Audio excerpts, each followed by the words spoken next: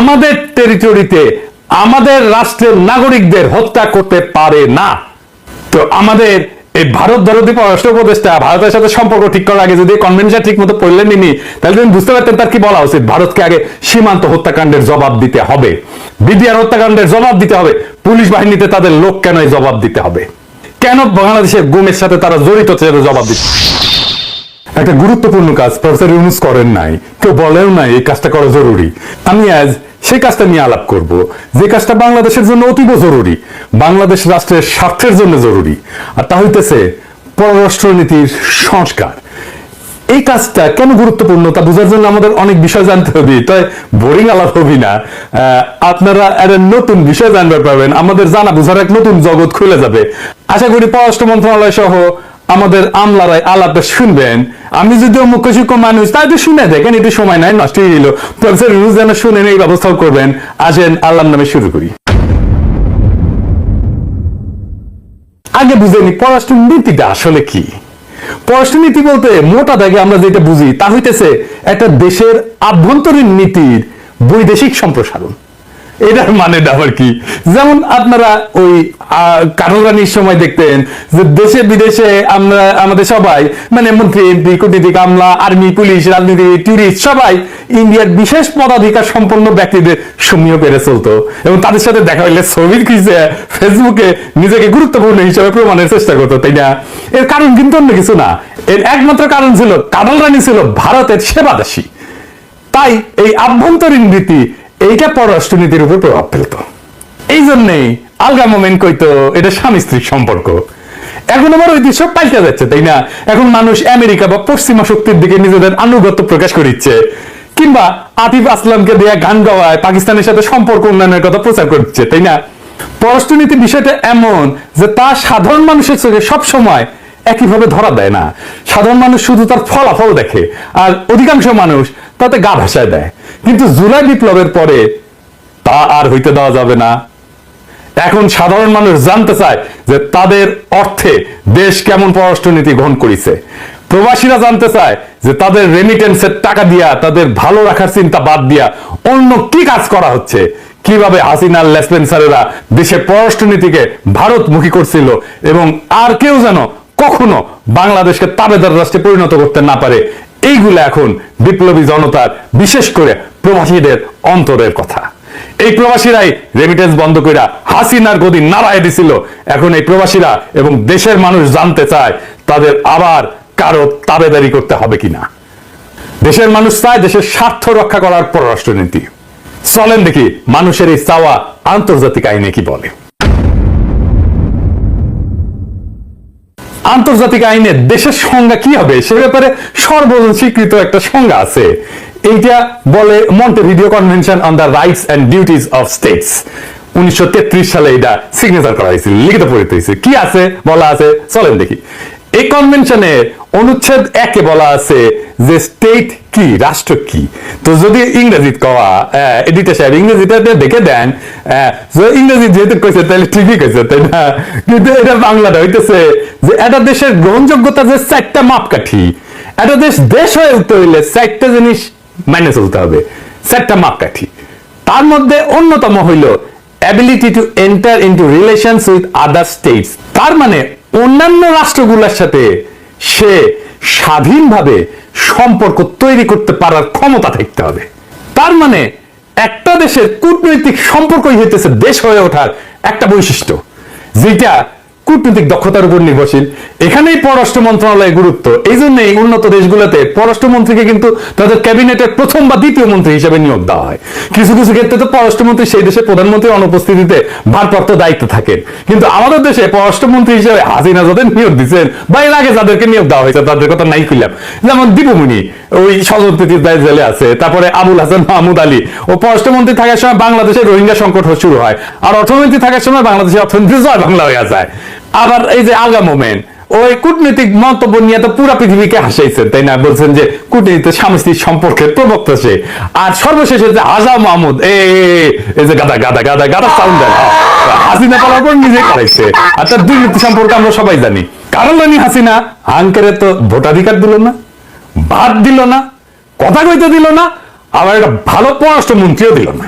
এত কথা বলার উদ্দেশ্য হইতেছে যে প্রফেসর ইউনূস সরকার আওয়ামী লীগের এই সমস্ত ভুল থেকে কিছু শিখছেন কিনা এটা বোঝার চেষ্টা করা আর কি। আসলে কি কোনো পরিবর্তন হয়েছে? হয়নি। এবং আমাদের ভারতের সাথে যে সম্পর্ক, ইন্ডিয়ার সাথে যে টেনশন ইত্যাদি, এই সমস্ত কিছু তো কূটনৈতিক ফেলিওর। তা আসেন দেখি প্রফেসর ইউনূস কেঙ্গা করে আমাদের এই পররাষ্ট্র মন্ত্রণালয়টাকে সাজাইছে। আমাদের পররাষ্ট্র উপদেষ্টারে আমি পছন্দই করি, ভালো মানুষ, কিন্তু ঘটনা হইতেছে কি, উনি চাকরি জীবনে 2 বার ইন্ডিয়া পোস্টিং ছিল। একবার ছিলেন দক্ষিণ আফ্রিকাতে। কূটনীতিক হিসেবে তার কোনো বিশেষ অর্জন বা নেগোসিয়েশন করার প্রশংসা কোথাও শুনছি বলে মনে হয় না। এখন উনি ভারতের সাথে সম্পর্ক উন্নয়ন নিয়ে খুবই সোচ্চার।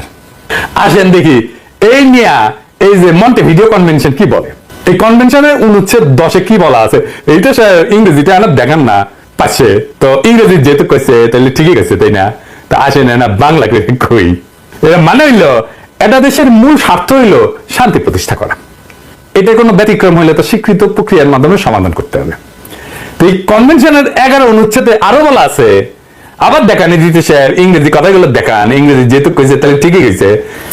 এইটার মানে হইতেছে যে ভারত বা অন্য যে কোনো রাষ্ট্র আমাদের টেরিটরিতে আমাদের রাষ্ট্রের নাগরিকদের হত্যা করতে পারে না। তো আমাদের এই ভারত দরদি পররাষ্ট্র উপদেষ্টা ভারতের সাথে সম্পর্ক ঠিক করার আগে যদি কনভেনশন ঠিক মতো পড়লেন নি, তাহলে তুমি বুঝতে পারতেন তার কি বলা উচিত। ভারতকে আগে সীমান্ত হত্যাকাণ্ডের জবাব দিতে হবে, বিডিআর হত্যাকাণ্ডের জবাব দিতে হবে, পুলিশ বাহিনীতে তাদের লোক কেন এই জবাব দিতে হবে, কেন বাংলাদেশের গুমের সাথে তারা জড়িত জবাব দিতে হবে, কেন বাংলাদেশের সাথে অন্য দেশের সম্পর্ক স্থাপনের আগে ভারতের সাথে কথা বলে নিতে হবে, তার জবাব দিতে হবে। মানে আমাদের পররাষ্ট্র মন্ত্রণালয়ের জবাব চাইতে হবে। আর জবাব চাওয়ার সাহস না থাকলে দায়িত্ব ছেড়ে মেয়ের নবজাতক সন্তানের ভালো নানা হওয়ার জন্য আপনি আমেরিকানে কুটি গেছিলেন, উঠি যান। আমরা মনে করি স্বরাষ্ট্র উপদেষ্টা বোধহয় খুব সাহসের কাজ, প্রতিরক্ষা উপদেষ্টা বোধহয় সাহসের না, পররাষ্ট্র উপদেষ্টা অনেক সাহসের কাজ। পররাষ্ট্র উপদেষ্টা হওয়া অনেক সাহসের কাজ। আপনাদের এতই সাহস যে শেখ হাসিনাকে ফিরে আনার যে চিঠি ভারতের রাষ্ট্রদূতকে পররাষ্ট্র মন্ত্রণালয়ে ডেকে এনে দেওয়ার সাহস আপনাদের হয় নাই। যে রাষ্ট্রদূত অবসরে যাবেন তখন দিল্লি বাংলাদেশ দূতাবাসকে দিয়ে এই চিঠি পাঠানোর মতো নত জানু কাজ কিভাবে করেন আপনারা? আপনার সচিব তো শুনলাম আপনি পছন্দ করে নিছেন। আপনি এমন সচিব নিছেন যে হাসিনার কাছে 3-3 বার রাষ্ট্রদূত ছিলেন, গ্রিস, কাতার আর চীনে। তার ভাই নাকি বিএনপির এমপি ছিলেন। তো উনার এমন চেতনা যে তিনি পররাষ্ট্র মন্ত্রণালয়ে প্রথম বঙ্গবন্ধু জনপ্রশাসন পদক পাওয়া অফিসার, বুঝি চাও। আবার চীনের মতো গুরুত্বপূর্ণ দেশে হাসিনার রাষ্ট্রদূত। হাসিনা শেষ সফর ছিল চীনে। তার মানে হইলো হাসিনা পালানোর আগে যে রাষ্ট্রদূতের কাছে এত খাতির পেল তাকে ছাড়া আর কাউকে আপনার চোখ পড়লো না সচিব করার। রাষ্ট্রদূতকে দিয়া চিঠি পাঠাইয়া কি হাসিনার কাছে নিজের সাধু প্রমাণ করলেন?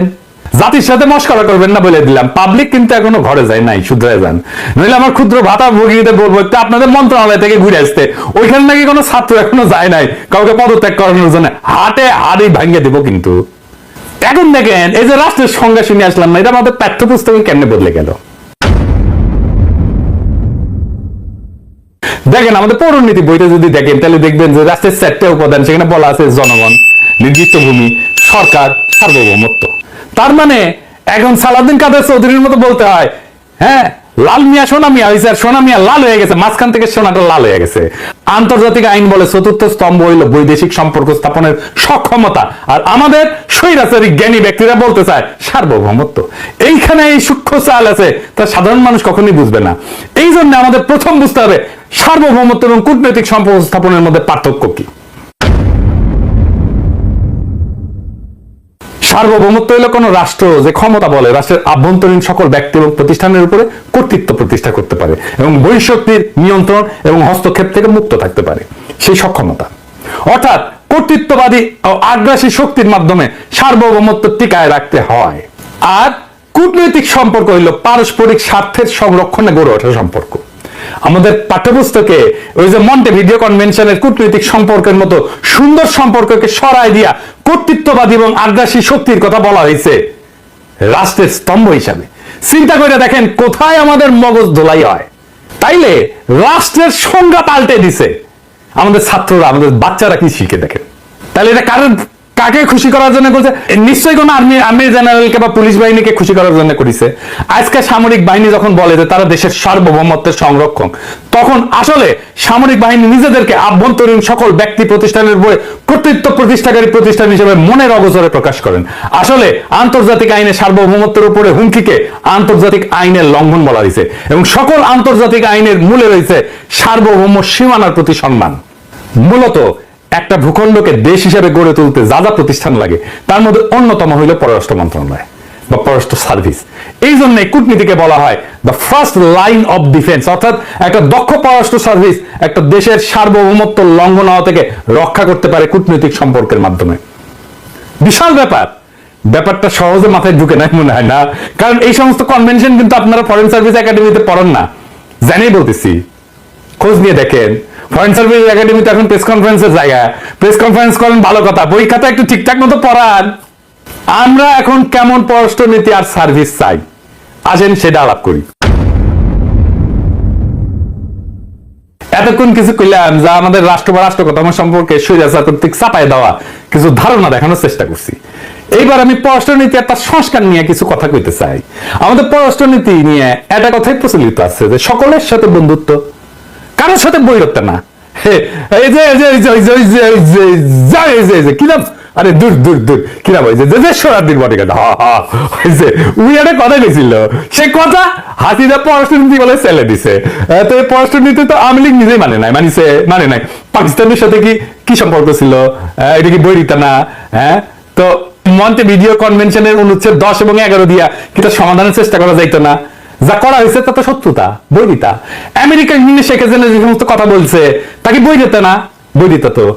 আমেরিকা যাবো না, আর অনেক দেশ আছে, আমেরিকা না গেলে কি হয়, আমেরিকা এই হয়েছে ওই হয়েছে সেই হয়েছে, এগুলো বৈরিতা না? এগুলো বন্ধুত্ব? আমাদের পররাষ্ট্র মন্ত্রণালয় আবার এইসব কথাকে বেদ বাক্য হিসেবে নিয়ে গত 16 বছর চলে আসছেন। আপনাদের ভিতরে এখনো স্বৈরাচারের দোষের বিভিন্ন পদে আছে, সেগুলো বলবো একটু পরে। হ্যাঁ, আগে একটু পররাষ্ট্রনীতি নিয়ে কথা বলি।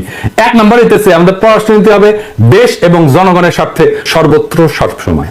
পররাষ্ট্রনীতি শুধু দেশের কথাই বলবে না, দেশের জনগণের ইচ্ছাকে বৈদেশিক সম্পর্ক নির্ধারণে প্রতিফলিত করবে। আমাদের পররাষ্ট্রনীতি হবে সকলের জন্য এবং এই নীতির মূলে থাকবে পররাষ্ট্র সার্ভিস। 2 নম্বর, আমাদের দেশের সবাই সব নীতি নির্ধারণ নিয়ে কথা বলে না। স্বরাষ্ট্রমন্ত্রী যেমন পরিবেশ নিয়ে কথা বলে না, গণপূর্ত মন্ত্রী যেমন মৎস্য পানি সম্পদ নিয়ে কিছু বলে না, কিন্তু